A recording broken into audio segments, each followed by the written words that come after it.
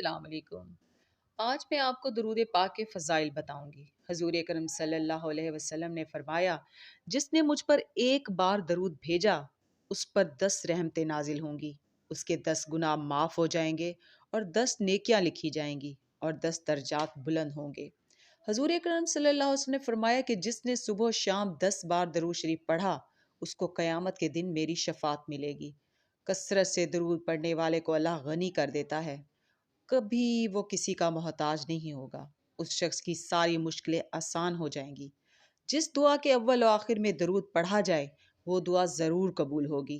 اللہ تعالی ہمارے دلوں اور زبانوں کو درود پاک سے تر کر دے، آمین۔ آج کی آیات کا ترجمہ شروع کرتے ہیں۔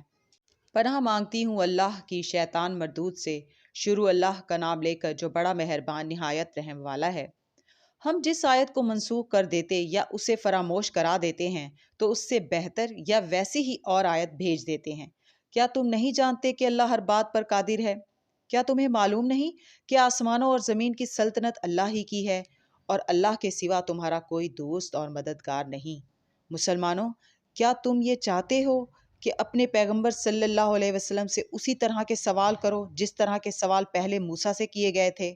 اور جس شخص نے ایمان چھوڑ کر اس کے بدلے کفر لیا تو یقیناً وہ سیدھے راستے سے بھٹک گیا۔